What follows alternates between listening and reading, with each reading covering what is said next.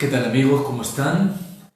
Un día más volvemos a encontrarnos en este ámbito de nuestras clases para la escuela de formación que vamos teniendo cada semana los días miércoles en este horario de 7 a 10 de la noche. Concretamente nuestra clase que estamos teniendo por esta vía las últimas semanas, 8:30. Me alegro de encontrarme un día más con ustedes a través de esta vía. Ustedes me ven a mí, yo a ustedes no. Pero bueno, son las dificultades del momento. Esperamos podernos ver cara a cara pronto, si Dios quiere. Saludos, como siempre, de manera especial a los alumnos de la Escuela de Formación y Espiritualidad, pero también saludos a todos aquellos que han querido aprovechar las circunstancias que nos toca vivir para profundizar en su fe, para formarse, para conocer, en este caso concretamente, un poco mejor los evangelios sinópticos, que es nuestro curso, es el tema que estamos viendo en estas últimas semanas y en las próximas semanas también, si Dios quiere. Vimos en las clases anteriores una presentación general de San Marcos. La semana pasada vimos de San Mateo. Hoy nos toca, por supuesto, San Lucas, el tercero de los evangelios sinópticos. Les decía la semana pasada que, a pesar de ser parecidos, sin embargo, cuando nos acercamos a ellos y los conocemos un poco más en profundidad, nos damos cuenta que son bastante distintos. Si recuerdan, decíamos cómo el evangelio de San Marcos está centrado, sobre todo, en la identidad de Jesús. Evangelio de Jesús, Mesías, Hijo de Dios. San Mateo, evidentemente hablando de Cristo también, pero acentuaba la presentación más de lo que es la Iglesia. Este nuevo Israel, el grupo de los seguidores de Cristo que se va formando y que va adquiriendo una nueva identidad, y veíamos esos grandes 5 discursos de San Mateo y esa nueva enseñanza de la nueva justicia superior a la de los fariseos. Hoy vamos entonces con el Evangelio de San Lucas, el evangelista San Lucas. Hay una frase muy conocida de él que se decía de tiempo en latín: Scriba mansuetudinis Christi, el que escribió de la mansedumbre de Cristo. Y es que efectivamente San Lucas es el que mejor, más que ningún otro, ha resaltado, como tenemos oportunidad de ver ahora un poco más en detalle, ha resaltado la mansedumbre, la bondad, la misericordia de Cristo. Este es el rasgo, o uno de los rasgos, que más caracteriza el Evangelio de San Lucas. Pero antes de entrar propiamente en el Evangelio, tenemos que decir una cosa, y es que este Evangelio es solo la primera parte de una obra más amplia, más grande. Para quienes conozcan un poco, saben que el Evangelio de San Lucas tiene una segunda parte, una continuación en el libro de los Hechos de los Apóstoles, al cual, si Dios quiere, nos diremos también alguna cosa probablemente el próximo día. No es una imaginación nuestra, es que expresamente está así dicho por el propio San Lucas. De esta manera introduce el libro de los Hechos. Empieza así, Hechos 1:1. El primer libro lo escribí, Teófilo, sobre todo y enseñó desde un principio. El primer libro. O sea que deliberadamente presenta el libro de los Hechos como una segunda parte de esta única obra. Y esto tiene una cosa muy interesante, porque claro, San Lucas nos está diciendo que, nos está subrayando que Jesús, que es el protagonista del Evangelio, tiene una prolongación natural en su Iglesia. La Iglesia no es una especie de algo que ha venido después, sino que es la prolongación de Cristo, resucitado, glorioso, y de su Espíritu que Él derrama y que constituye a la Iglesia, la pone en marcha evangelizadora. Entonces, esta es una primera característica que nos ayuda a entender mejor el Evangelio. Primera parte de una obra en 2 partes. Evangelio, Hechos de los Apóstoles. El Evangelio es prolongado en la vida de la Iglesia. La vida de Cristo, la enseñanza de Cristo no termina en Él, continúan en su cuerpo, en esta comunidad viva que es vivificada por su Espíritu y que es la Iglesia. Y por tanto, el libro de los Hechos tiene como ese enlace profundo, natural, con el Evangelio.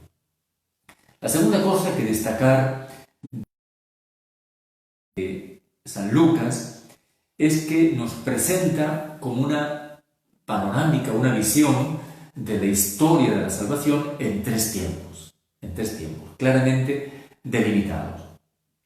Para él hay un primer tiempo que llega hasta Juan Bautista. Lo dice expresamente el evangelista en palabras como esta. Por ejemplo, en 16 dice expresamente: la ley y los profetas llegan hasta Juan. Desde ahí comienza a anunciarse la buena nueva del reino de Dios. Por tanto, la ley y los profetas, la antigua alianza, llegan hasta Juan. Entonces, esa es la primera etapa. Y la segunda, ¿cuál va a ser? Obviamente, la vida terrena de Jesús. Esta es la segunda gran etapa. Podemos decir que esto es lo que San Lucas considera como el centro del tiempo, el centro de la historia. San Lucas subraya mucho esto, pero obviamente que es todo el Nuevo Testamento el que tiene esta perspectiva, que la historia se divida antes de Cristo, después de Cristo. Este segundo tiempo es el tiempo que está subrayado, inicia de manera pública en la sinagoga de Nazaret, lo que nos cuenta el evangelista en el capítulo 4, a partir del versículo 16. Cuando llega a la sinagoga de Nazaret, le entregan el libro del profeta Isaías, lo desenrolla, Jesús lo lee, lo proclama, era una costumbre común en las sinagogas, pero terminada esta lectura del libro de Isaías, concretamente el capítulo 61, el inicio de ese capítulo 61 de Isaías, dice estas palabras. Enrollando el volumen, versículo 20 y 21, lo devolvió al ministro y se sentó. En la sinagoga todos los ojos estaban fijos en él. Ya estamos aquí en el centro del tiempo, el momento culminante. Todos los ojos fijos en Jesús. Comenzó pues a decirles: esta escritura que acaban de oír se ha cumplido hoy. O sea, en Jesús se cumplen las escrituras. Él es el centro del tiempo. Con él empieza la etapa definitiva de la historia de la salvación y de la historia de la humanidad, hoy. Y de hecho, por ejemplo, es muy interesante en este tiempo de la vida de Jesús como el evangelista no menciona ninguna presencia del maligno. Las tentaciones han sido antes y solamente regresarán ya para el momento de la pasión. Es la presencia de Cristo que lo llena todo y lo invade todo.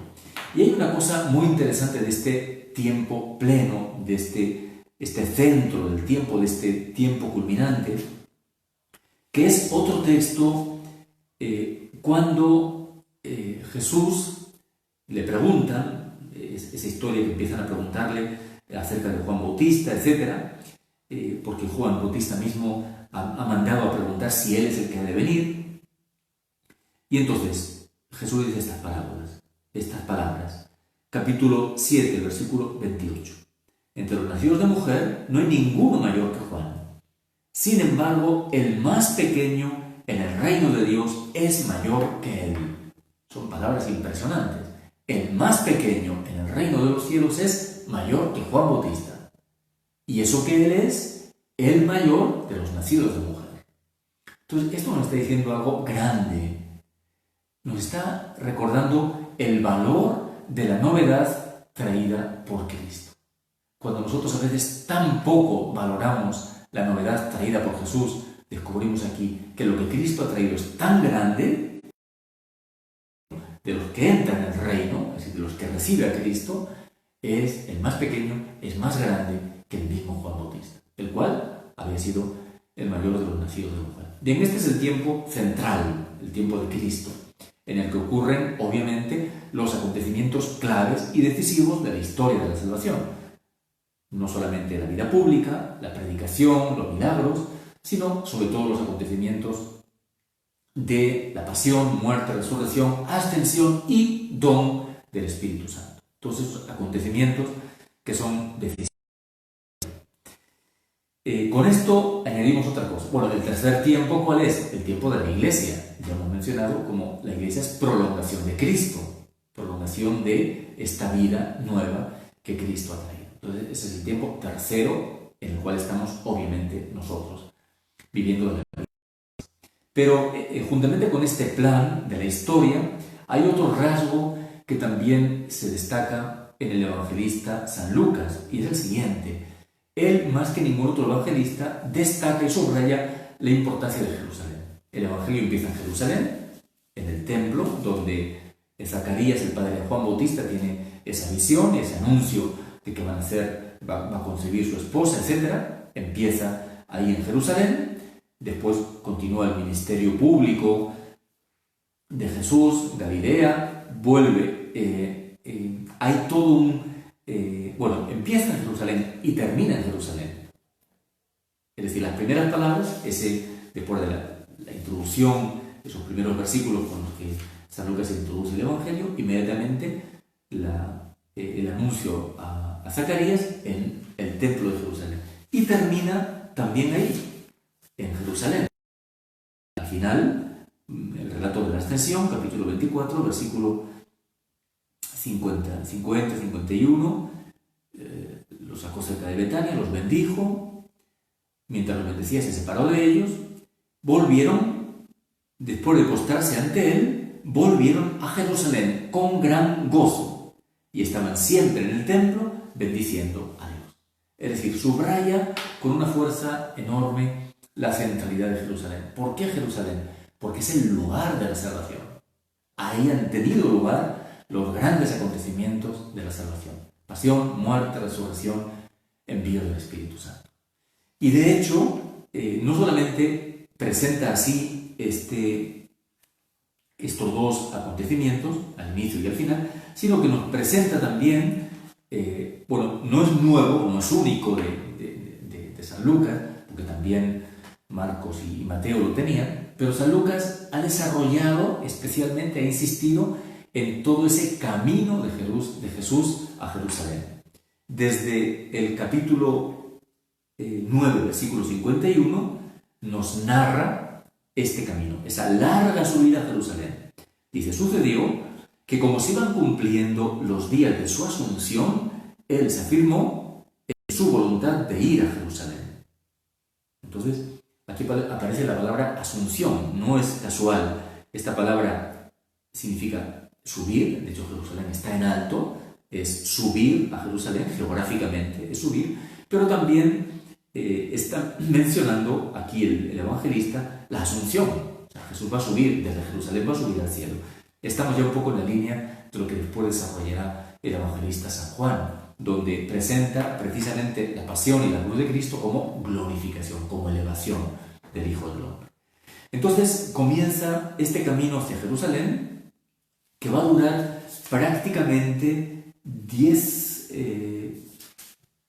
capítulos, casi, más o menos 10 capítulos, porque en el capítulo 19 nos relata la llegada de Jesús, la entrada de Jesús a Jerusalén. Habiendo dicho esto, marchaba por delante subiendo a Jerusalén. Y ya se acerca Betania, Monte de los Olivos, y entra en Jerusalén. Esos 10 capítulos, San Lucas los presenta como todo un recorrido de Jesús hacia el momento culminante de su obra redentora. Entonces, por un lado, nos destaca cómo Jesús ha ido a estos acontecimientos de una manera totalmente consciente, totalmente libre, voluntaria. Y nos presenta también cómo en ese camino, obviamente están los 3 anuncios que ya veíamos también en San Marcos, en San Mateo, los 3 anuncios de la pasión, pero aprovecha para presentar ese camino hacia Jerusalén como el estilo del discípulo de Jesús. Es decir, Jesús está camino hacia Jerusalén y el discípulo de Jesús tiene que saber acompañarle en ese camino hacia Jerusalén. Bien, entonces esos serían así un poquito los datos que nos sirven a nosotros para ubicarnos en alguna de las claves de este Evangelio de San Lucas, que está fundamentalmente dirigido a cristianos que provienen del paganismo. Veíamos, se dirige a cristianos que provienen del mundo judío. En este caso es claro que se dirige a cristianos del mundo pagano. Tiene que explicar alguna costumbre. San Lucas es profundamente universalista, por ejemplo. Veíamos la semana pasada la genealogía, ¿no es cierto? La genealogía de Jesús que nos presentaba San Mateo, que culminaba en Abraham, hijo de David, hijo de Abraham. También San Lucas nos presenta la genealogía de Jesús, pero no arranca desde Abraham, sino que se remonta hasta Adán. Lo tenemos en el capítulo 3, 23, va remontándose en esa genealogía, hijo de Enos, hijo de Set, hijo de Adán, hijo de Dios. Por tanto, también aquí tenemos un rasgo de universalismo. Jesús no es solamente el hijo de Abraham, el padre del pueblo elegido, es el hijo de Adán, por tanto el padre de toda la humanidad. Jesús es el nuevo Adán. Aquí nos resuena un poco ya también la enseñanza de San Pablo, Cristo como nuevo Adán. Si por un hombre vino el pecado, por un hombre ha venido la vida, el perdón, la gracia, la justificación. Bien, hay todo un enfoque profundamente universalista en este evangelio, tercer evangelio en el que nos encontramos. Decía, ese tercer tiempo es el tiempo de la Iglesia, que es lanzada mediante la efusión del Espíritu, el relato de Pentecostés, capítulos 1 y 2 de Hechos. Bien, entremos ya en algunos detalles más también de este evangelio. San Lucas subraya también mucho ese designio de Dios, ese proyecto de Dios que se cumple, que se realiza en la persona de Jesús y mediante Él. Por ejemplo, tiene mucho interés destacarlo al final del Evangelio en las apariciones. Uno es en el relato de los de Emaús, cuando dice que, estoy en el capítulo 24, versículos 25 en adelante, insensatos y tardos de corazón, para creer todo lo que dijeron los profetas. ¿No era necesario que Cristo padeciera eso y entrar así en la gloria? Y empezando por Moisés y continuando por todos los profetas, les explicó lo que había sobre él en todas las Escrituras. Esto con los de Emaús. Más adelante, con los 11, algo parecido. En este mismo capítulo 24, les dice, versículo 44, estas son las palabras mías que os hablé cuando todavía estaba con vosotros. Es necesario que se cumpla todo lo que está escrito en la ley de Moisés, en los profetas y en los salmos acerca de mí. Es necesario. Uno diría, ¿cómo que es necesario que Cristo muera? Si lo miramos desde una lógica, no era necesario, una lógica nuestra. La palabra que aquí traduce por es necesario significa estaba en los planes del Padre. Es decir, este es el designio de Dios. Entonces, San Lucas subraya este cumplimiento del designio de Dios que ha sido proyectado. Y esto aparecerá también en el libro de los Hechos. Después podremos verlo, si Dios quiere, cuando comentemos ese libro de los Hechos. Entonces, muy centrado en ese designio de Dios. Veíamos también los títulos que los otros evangelistas dan a Jesús. Obviamente que hay títulos en los cuales coinciden, pero San Lucas prefiere o destaca 3 títulos de Jesús. 1, profeta. Bueno, este título parece que sería poco importante, ¿no? Porque hay muchos profetas en el Antiguo Testamento. Jesús es más que profeta, obviamente, es más que profeta. Pero ¿qué quiere? Por ejemplo, esto lo pone de relieve esa escena inaugural en la sinagoga de Nazaret, cuando Jesús proclama la escritura de Isaías 61, el Espíritu del Señor está sobre mí porque me ha ungido para anunciar a los pobres la buena nueva. Me ha enviado a proclamar la liberación a los cautivos, la vista a los ciegos, a proclamar un año de gracia del Señor. Es decir, en Jesús se destaca esta capacidad de hablar en nombre de Dios. Evidentemente Él es Dios, habla en nombre propio, en nombre del Padre también. Profeta es, por tanto, este aspecto del anuncio de la buena noticia. Entonces, no es profeta al estilo de los del Antiguo Testamento. Jesús no habla remitiéndose a Yahvé. Esto dice Yahvé, no, habla en nombre propio, con autoridad propia. Pero si quiere destacar, San Lucas destaca este aspecto de la predicación de Cristo, ¿no? Del ministerio de la palabra de Cristo. Segundo título que le gusta mucho a San Lucas es el de Salvador. Claro que también está en los otros evangelios, como no, pero en este tercer evangelio el tema de la salvación y del Salvador está especialmente desarrollado. Jesús es, por encima de todo, el Salvador. Pensemos, no sé, en textos como el de Zaqueo, capítulo 19. El Hijo del Hombre ha venido a buscar y a salvar lo que estaba perdido. Pensemos, por ejemplo, en el capítulo 17, la curación de los 10 leprosos. Los 10 quedan curados, pero solamente aquel que regresa se le dice, tu fe te ha salvado. Bueno, Jesús es presentado particularmente en los evangelios de la infancia como las... Por cierto que, ya decíamos, San Mateo traía evangelios de la infancia, capítulo 1 y 2, San Lucas también, capítulos 1 y 2. San Mateo más centrado en José, San Lucas más centrado en María. Algunos dicen que incluso los relatos de estos dos primeros capítulos, San Lucas los ha escuchado directamente de labios de la Virgen.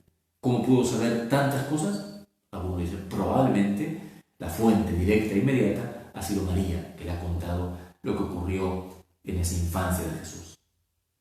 Entonces, segundo título, Salvador. Y tercero, que es el que también está muy presente en todo el Evangelio, es el de Señor.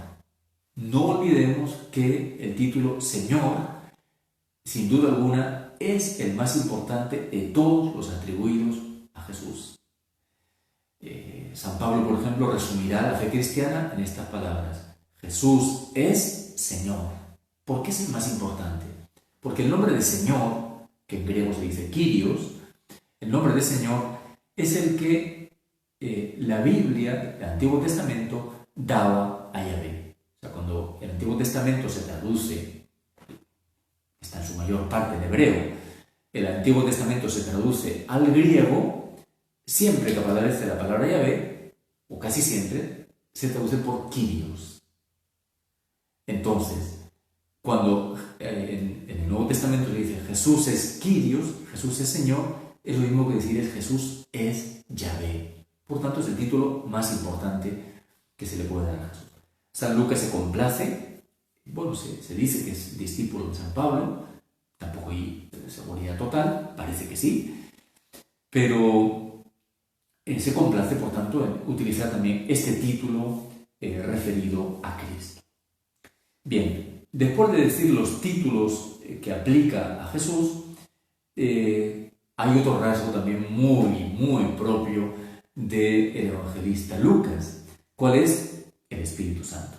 San Lucas, diremos cuando hablamos de los Hechos, se suele decir, uno de los nombres que se da al libro de los Hechos de los Apóstoles, se le llama Evangelio del Espíritu Santo.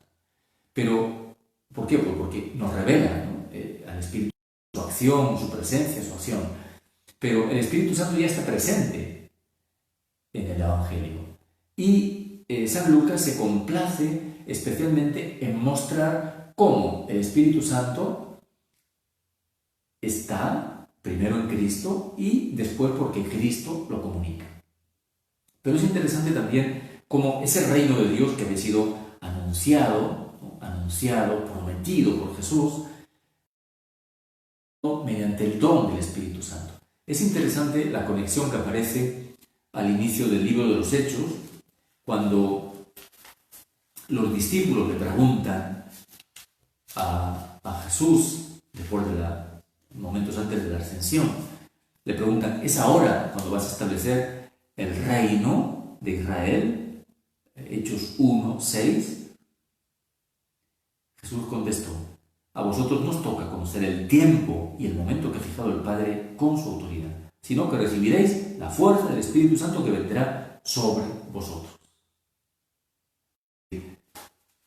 De algún modo está diciendo, el reino de Dios se realiza mediante el don del Espíritu Santo, que viviendo dentro de cada uno permite que Dios reine de una manera real y efectiva en la vida de cada persona que era elegido. Es interesante cómo ya desde el principio del Evangelio se nos menciona la presencia del Espíritu Santo. Obviamente, y ante todo en María, vendrá sobre ti el Espíritu Santo. Pero no solamente en María, porque también Juan Bautista, la escena de la visitación, Juan Bautista queda lleno del Espíritu Santo. Isabel queda llena del Espíritu Santo. También de Simeón se nos dice lleno del Espíritu Santo. Es decir, la presencia del Espíritu Santo está ya, obviamente de una manera menos plena, menos visible, menos eficaz, pero de algún modo está actuando ya en ellos, incluso antes de Cristo. Pero obviamente que la presencia, el don del Espíritu Santo se realiza sobre todo en Jesús. Nos cuenta cómo la escena del bautismo dice en 3:22 se abrió el cielo y bajó sobre él el Espíritu Santo en forma corporal, como una paloma. Entonces, el Espíritu Santo viene sobre Jesús en su humanidad, unge a Jesús. Y nos va a contar a continuación cómo toda la vida de Jesús va a estar como influida bajo este impulso, esta acción del Espíritu Santo. 4:1. Jesús, lleno del Espíritu Santo, se volvió del Jordán y era conducido por el Espíritu en el desierto durante 40 días. Es decir, ¿a qué le impulsa el Espíritu en primer lugar? A combatir al demonio. Jesús va de frente al desierto a luchar con Satanás. Eso es por acción también del Espíritu Santo, dice expresamente el evangelista San Lucas. Y a continuación, vencido Satanás en las tentaciones, en 3:14 que nos dice, Jesús volvió a Galilea por la fuerza del Espíritu y su fama se extendió por toda la región. Él iba enseñando en sus sinagogas, alabado por todos. Es decir, ¿qué hace el Espíritu? Unge a Jesús y le impulsa, primero, a combatir el demonio, segundo, a anunciar la buena nueva del reino. Es decir, Jesús es el ungido, eso significa la palabra Cristo. El Espíritu Santo llena a Jesús, le unge, guía toda su vida, le impulsa en toda su existencia. Es interesante que también nos destaca San Lucas como el Evangelio, este Evangelio de San Lucas, como subraya que el Espíritu Santo también en nosotros es el que nos va a ungir. Bueno, una cosita primero, en 10:21 nos habla, por ejemplo, otro momento, en el momento de oración exultante. En aquel momento se llenó de gozo Jesús en el Espíritu Santo y dijo, yo te bendigo, Padre, Señor del cielo y de la tierra, porque has ocultado estas cosas a los sabios e inteligentes, etc. Entonces, otro de los modos como el Espíritu actúa en Jesús le lleva a la alabanza, a la glorificación del Padre.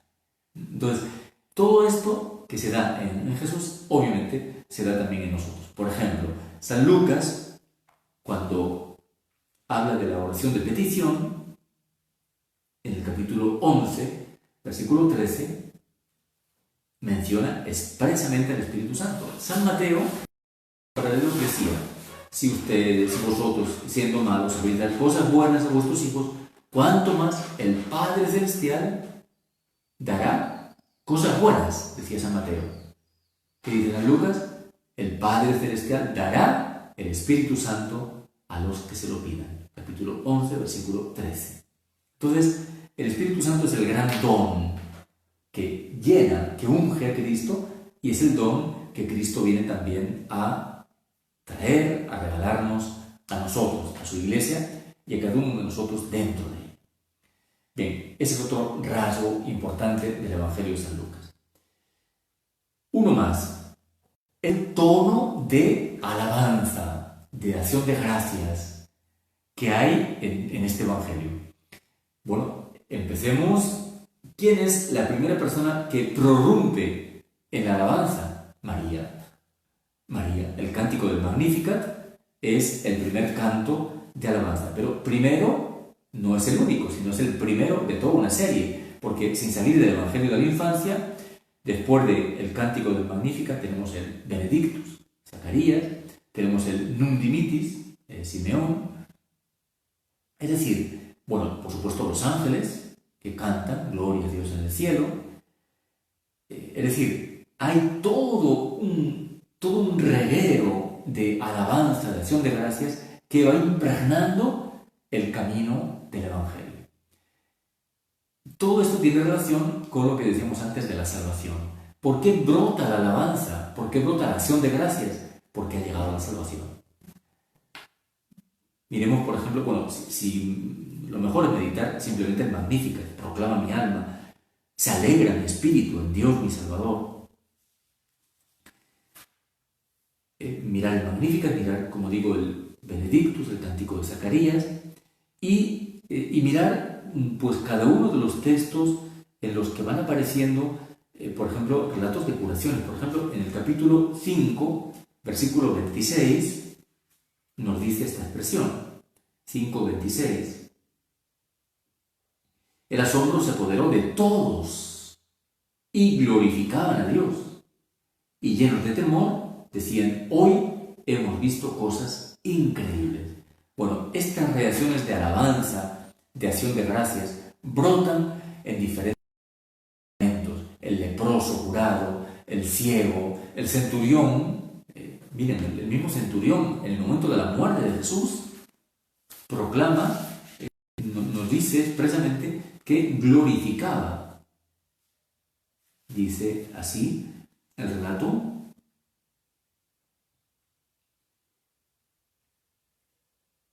En el capítulo 23, versículo 47. Al ver el centurión lo sucedido, glorificaba a Dios diciendo, ciertamente este hombre era justo.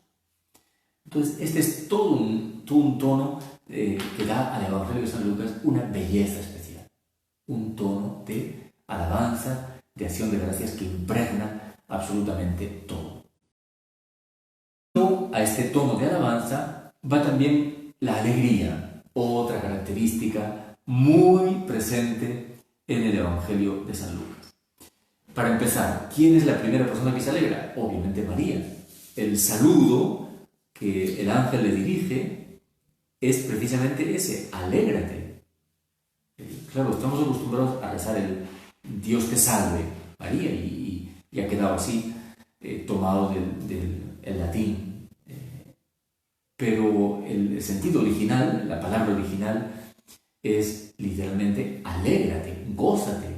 Es una alusión a las profecías de Sofonías, sobre todo la hija de Sión, donde se le decía a la hija de Sión, alégrate, salta de gozo, exulta, porque ha llegado la salvación, viene a ti el Salvador. Entonces, María es la primera que experimenta esta alegría, pero es una alegría que no es exclusiva. Se va a decir, por ejemplo, en el capítulo 2, versículo 10, precisamente en el Cántico de los Ángeles, que dice estas palabras. El ángel les dijo, no temáis, pues os anuncio una gran alegría. No es una alegría cualquiera, es una gran alegría, alegría grande, que lo será para todo el pueblo. Y para todo el pueblo. ¿Cuál es la alegría? Que ha nacido hoy en la ciudad de David el Salvador, el Cristo, el Señor. Entonces, esta es la alegría, la fuente de la alegría, la persona misma de Jesús, la persona del Salvador que ha venido a salvar el mundo y que ya está actuando y que al traer la salvación produce esta irrupción de gozo en los corazones de aquellos que son impactados por su presencia y por su por su salvación en la propia vida. Por ejemplo, Zaqueo, es un texto emblemático, un relato emblemático, porque, por ejemplo, el relato de Zaqueo solamente lo trae San Lucas. Decíamos que los acentos de cada evangelista tienen que ver con el modo como él estructura su evangelio, los diferentes materiales, pero también por aquellos relatos que pone o que omite, ¿no? Entonces, por ejemplo, el relato de Zaqueo es propio de San Lucas, solamente él lo trae entre los 4 evangelistas. Entonces, en ese relato de Zaqueo, capítulo 19, Jesús se autoinvita en casa de Zaqueo y ante esta invitación que hace de sí mismo, quiero hospedarme en tu casa, dice, se apresuró a bajar, 19:6, se apresuró a bajar y le recibió con alegría. Con alegría. Es decir, llega Jesús, llega la alegría. ¿Y por qué está la alegría? Porque hoy, dice Jesús a continuación, ha llegado la salvación a esta casa. Ha llegado la salvación. Pues el Hijo del Hombre ha venido a buscar y salvar lo que está perdido. Las parábolas de la misericordia, el capítulo 15. Solo San Lucas trae también esa conocida y larga parábola del Padre Misericordioso, más conocida por el Hijo Pródigo. Pero en las 3, tanto la oveja perdida como la dracma perdida, todo ese capítulo 15, se menciona la alegría. La oveja perdida, ¿cómo termina? Cuando encuentra la oveja, convoca a sus amigos y vecinos y le dice, alegraos conmigo, porque he hallado la oveja que se me había perdido. De igual modo, habrá más alegría en el cielo por un solo pecador que se convierta. La parábola de la dracma o la moneda perdida, igual. Versículo 9. Convoca a sus amigos cuando la encuentra, a sus vecinas, y les dice, alegraos conmigo porque he encontrado la dracma que se me había perdido. De igual modo, se produce alegría ante los ángeles de Dios por un solo pecador que se convierte. Y la parábola del Hijo Pródigo, pues igual. Esta manda poner un vestido de fiesta, hacer un banquete, celebremos, comamos, celebremos una fiesta, porque este hijo mío estaba muerto y ha vuelto a la vida, estaba perdido y lo hemos encontrado. Es decir, este es el tono que recorre todo el Evangelio. Obviamente tendrá un momento culminante en la resurrección. Se les dice a las mujeres, alegraos, obviamente. El culmen de toda esta acción y la misión de Jesús está precisamente en el acontecimiento de la resurrección. La alegría que está, tendremos que mencionar las diferentes bienaventuranzas que menciona San Lucas, que son varias. Es cierto que cuando habla de las bienaventuranzas, San Mateo traía 8, San Lucas solamente trae 4 bienaventuranzas y 4 malaventuranzas. Dichosos, ay de. Pero a lo largo del Evangelio trae otras varias. Veamos, por ejemplo, las bienaventuranzas referidas a María. Miren qué se dice de María. Capítulo 1, versículo 48. Dichosa la que ha creído que se cumplirían las cosas que le fueron dichas de parte del Señor. Dichosa tú, María, porque has creído lo que te ha dicho de parte del Señor. Un poco más adelante, el versículo 48, dentro del Magnificat, dice, desde ahora todas las generaciones me llamarán bienaventurada. Y maravillas. Y en el desarrollo del Evangelio tenemos, por ejemplo, también esta otra bienaventuranza dirigida a María, dirigida a todo discípulo que acoge a Jesús. 11:28, estas palabras. Una mujer de entre la gente dijo, dichoso el seno que te llevó y los pechos que te criaron. Pero él dijo, dichosos los que oyen la la palabra de Dios, evidentemente es una bienaventuranza dirigida especialmente a María. Aparentemente uno diría, no, parece que no quiere valorar lo que esta mujer ha dicho, pero sí lo valora. Lo que pasa es que más que la materialidad, digamos, de haber engendrado físicamente a Jesús, Jesús valora el ser. Dichosos los que escuchan la palabra de Dios y la cumplen. Pero esa es María, quien más perfectamente que nadie ha escuchado esa palabra, la ha cogido en su corazón y la ha cumplido. Esa es María. Y obviamente todo discípulo que escucha la palabra y la cumple es también dichoso, es decir, es feliz, es bienaventurado. Bien, sería interesante ver las diferentes bienaventuranzas porque son varias las que aparecen. Igualmente que la alegría, encontramos también la paz, ¿no? Interesante que también ya desde el Evangelio de la infancia, el anuncio de los ángeles precisamente manifiesta esto, manifiesta en el capítulo 2, además de la alegría que hemos visto antes, capítulo 2, versículo 14, gloria a Dios en las alturas, en la tierra paz a los hombres en quienes Él se complace. Por tanto, el don de la paz va unido también a la alegría. Una paz, ciertamente, bueno, si miramos, por ejemplo, en ese capítulo 2 también, el versículo 29, un poco más adelante, el cántico de Simeón. O antes, en el Benedictus, el cántico de Zacarías, 1:79, para guiar nuestros pasos por el camino de la paz. Subrayará Jesús que dice en el capítulo 12, versículos 51-53, ¿creéis que estoy aquí para dar paz a la tierra? No, os lo aseguro, sino división. Esto me da pie para aclarar una cosa muy interesante, y es que a veces encontramos en el Evangelio, en los Evangelios, palabras o expresiones aparentemente contradictorias. Nuestra tendencia, nuestra tentación, mejor dicho, es eliminar una, pero hay que mantener las dos. Jesús trae la paz, sí, pero es una paz que no está exenta de lucha, de combate, no está exenta.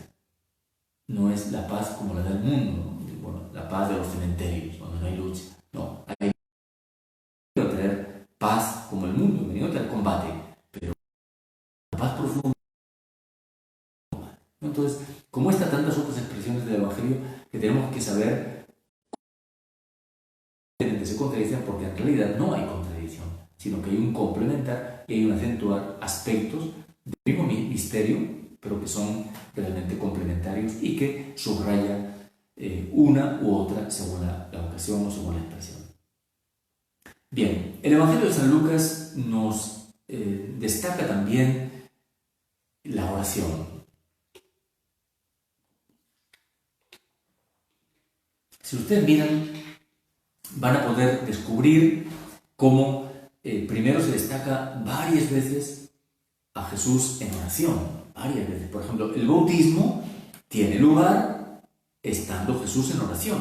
Expresamente lo dice San Lucas en 3:21. Sucedió que cuando todo el pueblo estaba bautizándose, bautizado también Jesús, y puesto en oración, se abrió el cielo, etc.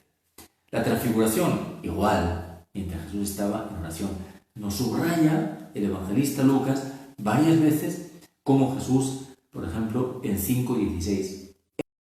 Dice que su fama se extendía, una numerosa multitud acudía para oírle, ser curados, pero él se retiraba a los lugares solitarios donde oraba. O sea, no está hablando de un hecho puntual, aislado, sino de algo habitual en Jesús. Se solía retirar a los lugares aislados, solitarios, donde oraba, donde se dedicaba a la oración.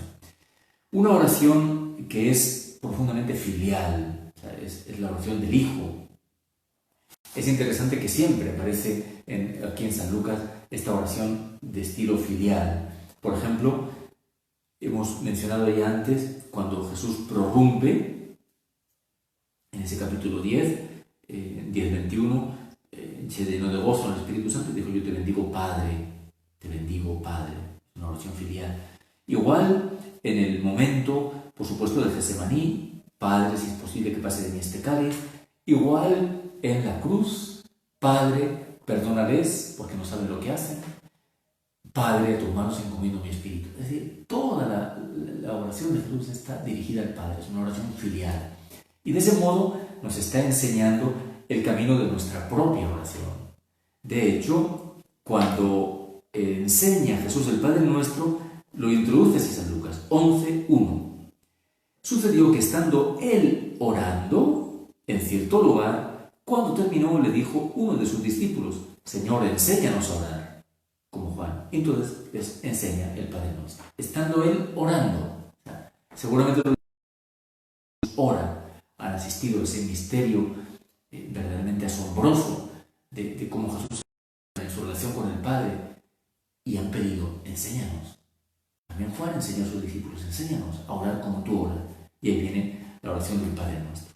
Jesús da bastantes enseñanzas acerca de la oración. Después de hablar en este capítulo 11, al inicio enseñamos el Padre Nuestro, viene después la insistencia en la perseverancia, en la confianza, en la parábola del amigo importuno. No es que Dios sea así, que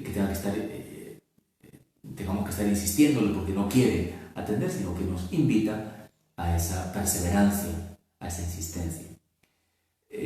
La confianza, que lo dice a continuación: pedid y se os dará, buscad y hallaréis, etc.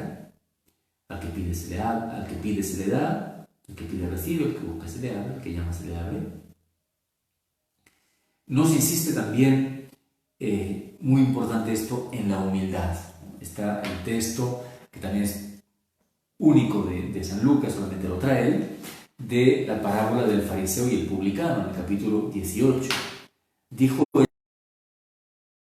18:9 en adelante: por algunos que se tenían por justos y despreciaban a los demás. 2 hombres subieron al templo a orar, uno fariseo, otro publicano.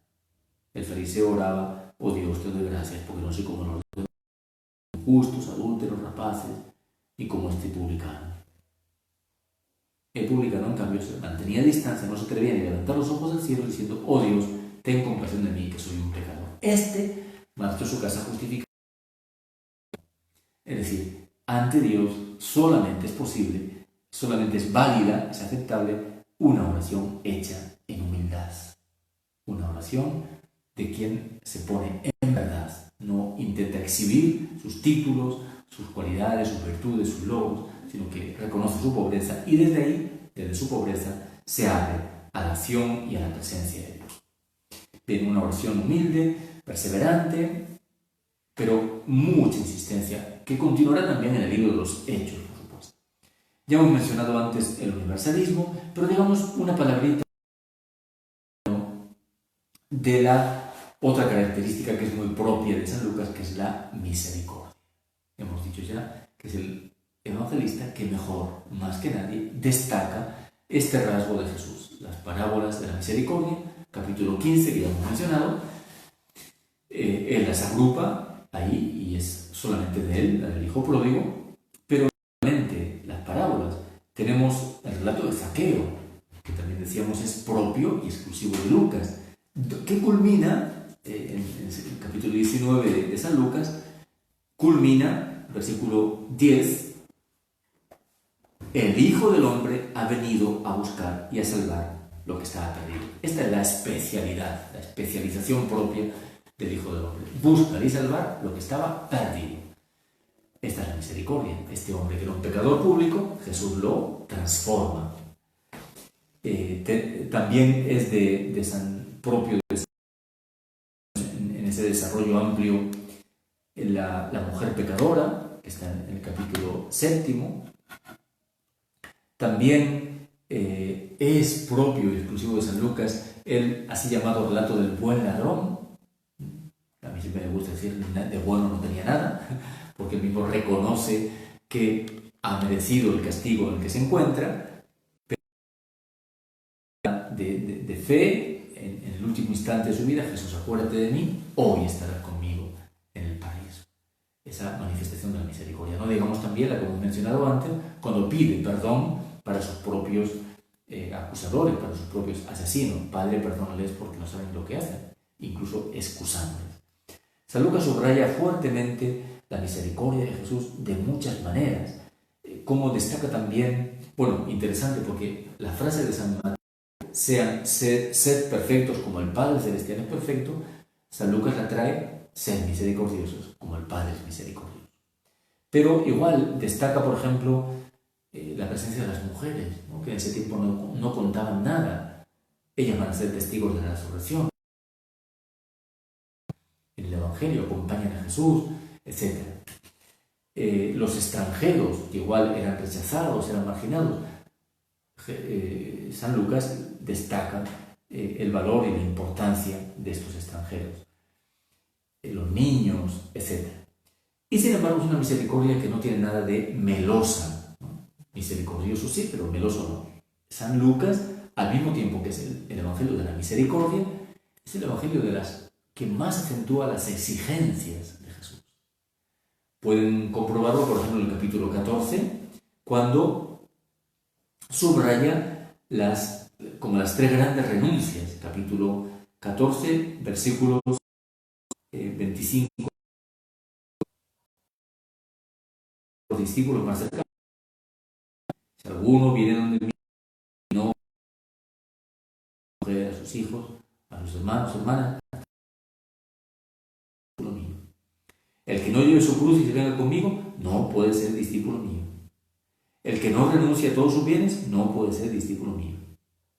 Es decir, es una misericordia que precisamente porque lo da todo, porque ama de esta manera tan gratuita, tan generosa, tan desbordante, reclama, exige, o diríamos casi mejor, más que exigir, provoca una respuesta total, de entrega ilimitada y sin reserva.